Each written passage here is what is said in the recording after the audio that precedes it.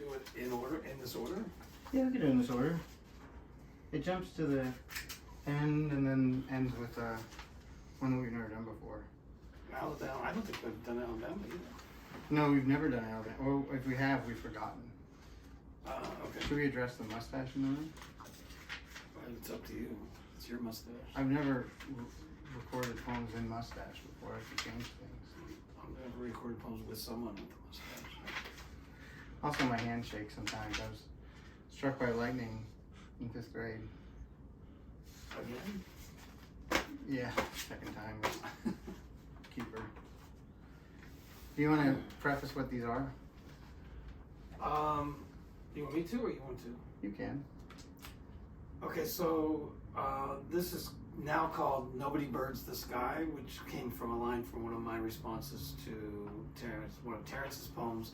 These poems started out with Terence writing Dear Denver poems to me, and that was initially called Dear Denver, after a few weeks after his father died. And he came back to New York, and we took a walk and realized that there's, as we were talking, we talked about the fact that grief in its early stages is one thing, but it's something else. It evolves and changes over time, but never really goes away. And these missives that we wrote, in which we use, Terence came up with the idea of using, instead of writing Dear Denver, he would write to a state, one of the states of the United States, and then that state would write back to him. That's how I wrote my missives back to him, as a way not to necessarily be directly addressing each other, but also in a way to address the state of grief, the state of these states. So these are 50 poems. We're not reading all 50, but there are 100 poems, 50 back and forths, called Nobody Birds the Sky. One of the reasons I used the states is because I knew that it was going to be difficult to write these, and I knew that I would have an ending. So that was one of the. Also, I felt like the subject matter was so personal, especially when it comes to when you're writing about your brother's death, because we didn't mention that. Right. That it would give us a kind of a veil. Right. Anyways, I can start. Okay. Dear Alabama, somebody counted all the swing sets in you. There are over 300. I want to take responsibility for the avalanche. By that I mean, on the night my father died, your brother shot himself again. And on and on. Notice I didn't say put a bullet in his head. Again, when I look at an oak, I feel the ballasts of its root system, the distance between rain. Their good arms reaching like nurslings to the sun. We've invented too much death between us. Somebody counted all the grapes it took for your brother to bloom, to the task, to sing from his grave. These are things we keep from our daughters, the thin river of lead, the dense soil. When my father haunts, I'm both older and younger than you. When your brother hits the harmony, well, you know. The tarot reader said I'm bound to repeat until the last of us climbs from life. Boat. Like she's throwing loose raffle tickets into a parade being thrown for anybody but us. I imagine a boring Alabama if counting swings and their sets passes for honest work. Dear T, sometime in maybe the second decade after my brother died, at the bottom of the stairs of his newlywed apartment on Lincoln Avenue, not far from the Mousetrap Factory, just before Lincoln Avenue ends and another road leading out of town becomes a country road, and in less than a minute goes through cornfields and pastures, cows grazing horses, Amish clothes on wash lines swaying cinematically. When my mother was still dying from the same bullet that killed my brother, I started using code words in my poems to tip a hat to him, to nod to his ghost as it went by. One of the words was avalanche. Some others included dissolve, September, shrapnel. They were like stitches in a garment that identify something only the tailor knows, notches in a tree to say, I thought of you when I was walking through these woods. I never used the word swing set as such an acknowledgement, and it seems remiss to me now, because there it is in the backyard in Pennsylvania, not far from the dirt under the pine tree, piled up high next to the hole which was the entrance to our tunnel to China, not far from the wash line, under which I first learned that I was allergic to bees after one stung my 4-year-old face. The wash line where my long dead brother, who was barely a kid yet, brought a hatchet down on and exploded a spray paint can, despite my attempts to kick it away. Auntie and our youngest brother and I ran screaming through the yard, bloody with red spray paint from between our toes to our eyelids. The swing set there, and ended up all in a bathtub of baby oil. Our neighbor Polly, the nurse, scrubbing us with a washcloth after washcloth, each of them darkening red like crime scene rags, and remarked that we closed our eyes just in time, or else we would have been blinded. There it is, with its 2 solo swings and 1 tandem, enough for all 4 of us to swing at once, though I doubt we ever did. There it is in every photograph of that backyard, including the last one I took the day we moved, to the town where my brother would become briefly a man, briefly a husband, very briefly a father, and then that September forever a ghost. The swings still slightly swaying in a breeze that might have begun back then. There it is, always in that backyard, even if the new owners removed it, even if the pine tree crashed down on it, even if it just rusted, its shrapnel avalanching, piercing, and dissolving into the earth. Yours, Alabama. Dear Arkansas, one winged rattle plays in the horn, and the mouth of God is brushed off as tinnitus. However, 3,000 cicada come knocking on heaven's trap door, and we start asking around town about Abel. We never lived in the sky, but once upon a time we strung a line between towers, and hanging on by a spark, the Edisons jumped, and the chickens below swore all afternoon the blue yonder was flogging them with light bulbs. There's an hour, once I was down, frozen, on one knee, tying a stranger's shoelace so she could gracefully enter the teacups. I don't know why I have such an urge to relate this. I'm not just wicked. When I said flogging, I nearly said pummeled. Later on, you'll be chiding over the definitions of things. The only animal who sinks her teeth into what things yearn to be. We are enshrined by distraction. Somewhere along an argument over apostrophes, my father's rattle was cut out at the root. I swear the sky blinked. The choir in the forest departed. I was left with a name. Would you try it in your throat? See if it still keys. Dear T, we never lived in the sky, but we believed we did. We believed we lived in the sky outside the front windows that went from our tiny street out across to where it must meet the ocean at the end of Brooklyn or the end of Queens. We believed we lived in the sky out the back that went from the Jehovah's Witness building over the East River, past the Twin Towers, across the Hudson to New Jersey. In the sky out the side windows that went through the cables of the Brooklyn Bridge, to the cables of the Manhattan Bridge, and almost to where Sonny Rollins played on the bridge that should be named for him. We never lived in that sky, but we believed we did. And when the former high school gymnast who said he had issues walked on the cables of one of the bridges, swung upside down from those cables, somersaulted down one of those cables, we believed he was walking and swinging and somersaulting in the sky in which we lived. And when the men banking on an eternity of virgins flew planes into those towers, and those towers came down, we believed those men were flying to the sky in which we lived. We believed those towers were falling down out of the sky in which we lived. We never lived in the sky, but we believed we did. And when the sky was rearranged by promises or demons, the sky we believed we lived in was being rearranged by promises and demons. The sky in which we never lived. The sky in which we still believe we had once lived. We never lived in that sky, but we believed we did. Yours, Arkansas. That's crazy. We just passed the bridge. We just passed the Sonny Rollins Bridge. Yeah. And you told the story. Fuck, that's crazy. Maybe it's not. Dear Wyoming. This is the eponymous poem. When you said nobody birds the sky, it reminded me of the dangers that arise whence egoing the ditch. Hear me out. If you tease what identifies into birds, then birds bird the sky all the time, no matter how much of a fight the sky puts up. Some things bird, nobody arrives. Your brother's ghost did not toss its wallet onto the silver scene. Just so, the cables can be neatly tied. The dead can be coaxed into density. Should we choose to survive, hooks hung from yonder bird, they bird. A wanting of skies implies want. It isn't hard to put yourself in the shoes of the sky and know for certain the yearning for birds. Nobody implies a departure, departing what once was sky. I have seen one and can imagine an above, resolved to be birdless, resolute in its past. Something birds at Wyoming, even when something is lost, even when we counted nothing before it hatched. When a birded sky is trapped between mirrors, we should know what it's called.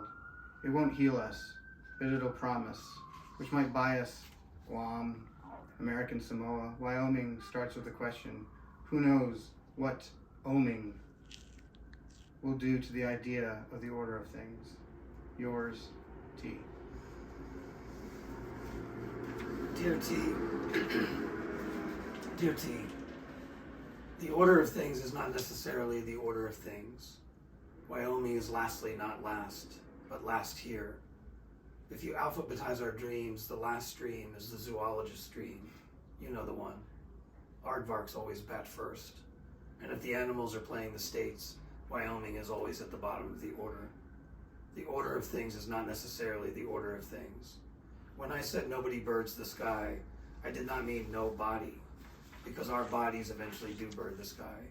I meant nobody birds the sky, but I meant the intentional act of birding. Are there accidental birdings of the sky?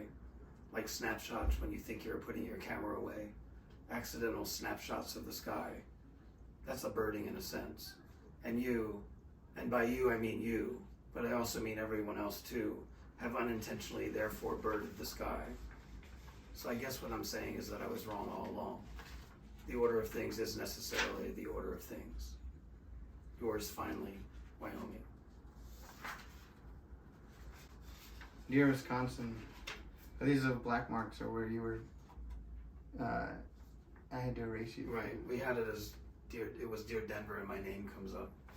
But when you send them out, you can't have the publishers, the people who wrote the poems so it's like an erasure. You're not in this poem.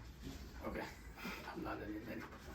Dear Wisconsin, you're over the moon over your plastic pink flamingos. Go figure.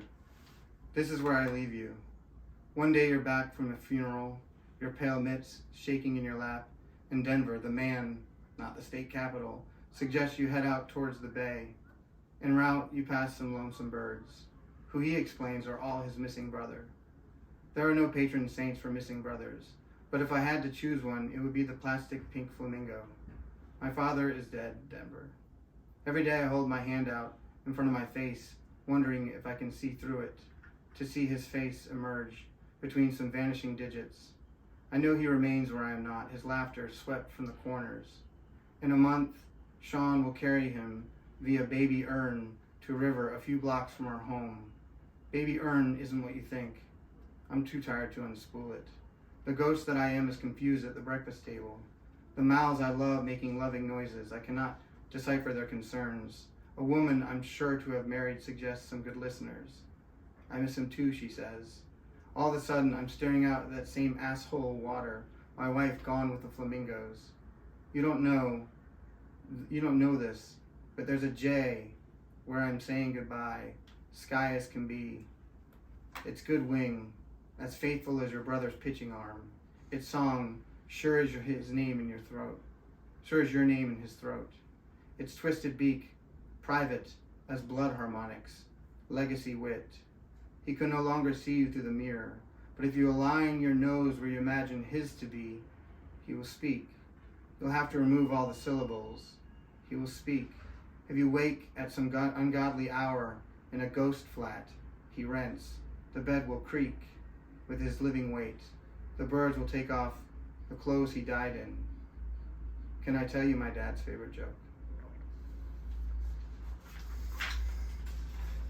Dear T, he's never been here.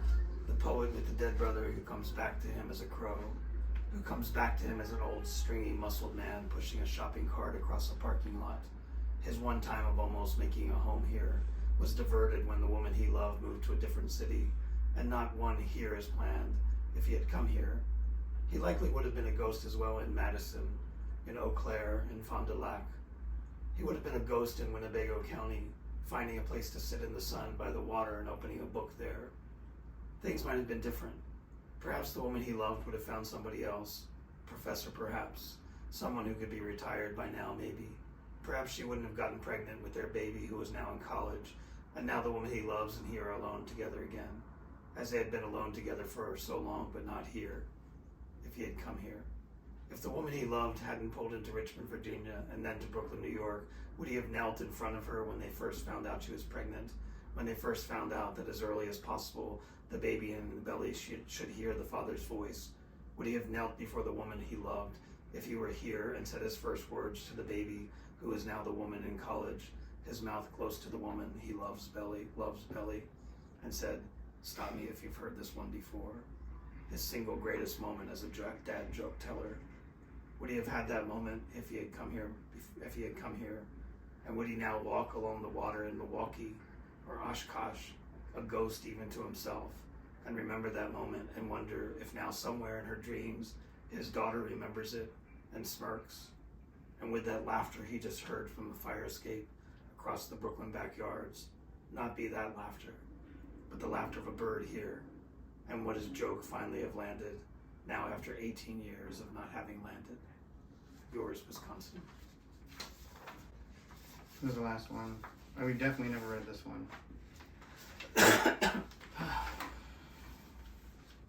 Dear Virginia, sometime states ago, one of us declared that the collective noun for ghosts is called a misfire. Imagine that many mistakes not collecting in the queue. I've written you twice. You're crumpled near the fire pit. There's a hotel in you called the Jefferson, where live alligators are kept. A collective of Virginians in repose have declared that their group is forever to be known as a succession of dead alligators, filled with chicken cutlets, repurposed as cowboy boots. Did you forget these? A cannonball of swans, a fork of heroines, a waste of graves, a lash of nevers coming true, a fake of fleas, a grove of cobblers. My friend James states that the cure for any funeral is a handful of super balls. We'll do anything to keep the dead from misfiring. Wait out the wind to scatter feathers towards a hatchery. Draw violets on lottery ticket kindling to make a garden blush. I made every attempt to carve my father's name on that galvanized reservoir, but every time I put a nice tip to his early consonants, the weather scoots. It takes a lot of guts to name anyone anyhow, to defibrillate the spread. Ask yourself what makes an ancestry so great. It collates, trembles on the diving board, pours itself another one on the battery of the tongue. Loss has scrambled me, Virginia. The bellhops are all reptiles now. Cannons pock the clouds. My father spent a century in rehearse. Your brother's last words were formative. I've got their pigeons crossed. In the end, when you untie me from your foot, an apology for grief will give itself to you. Mirrors will shake legacies from the clutch, which is what the space between any two is called. You and I will spend an afterlife commuting owls we placed in Parliament, sentences of crows. Dear T, excuse me, dear T, funny that you mentioned the Jefferson, because when the poet to whom you write was a younger man, he lived about 10 blocks away from that hotel.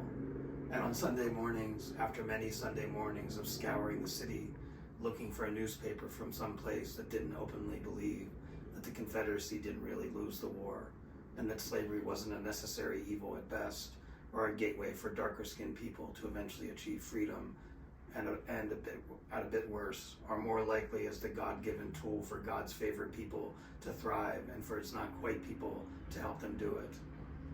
And after finding that paper in a tiny black-owned convenience store in Jackson Ward, which was once a proud and wealthy neighborhood of former slaves and the descendants of former slaves, with the first black-owned bank and its own downtown only blocks from the downtown of Richmond itself, but was now coming out of decades of crack-piped, bombed-out window, hollow-eyed blight. And after stepping over the junkies and drunks to get into the convenience store, the poet, as a much younger man, took his newspaper and walked to the Jefferson, and realizing that nobody would bother him, a white man, though scruffy and long-haired, if he put a blazer on and looked like a wedding guest who hadn't gone to sleep yet, and walked through his grand, gilt-mirrored, marble-pillared lobby and found a seat and pulled out his coffee thermos and sat there, an unpaid guest in the Jefferson, Sunday after Sunday, reading an enemy newspaper and getting side-eyed smirks from the khaki pants, blue button-down descendants of former slave owners who must have believed he was fallen, or more likely never would reach their high place, and making small talk with the black men and women who still served these thin-lipped, pale-skinned wannabe masters while mocking them secretly but hilariously behind their backs, right here in this commonwealth, in which the wealth was never common or shared, but the poverty of spirit and the dearth of reconciling with its past permeated everything and everyone. Yours, ashamedly and unashamedly, Virginia. Oh, it's such a heavy way to end. I know. It's like the lightest way. There was an accidental Yours Vermont that just like printed and it said Yours Vermont. Oh, maybe we should That's end just with one that. way to Yours, end. Vermont. It's like blank Yours Vermont. Nothing. Really? Wow. It just printed. Just Yours Vermont. Yours Vermont.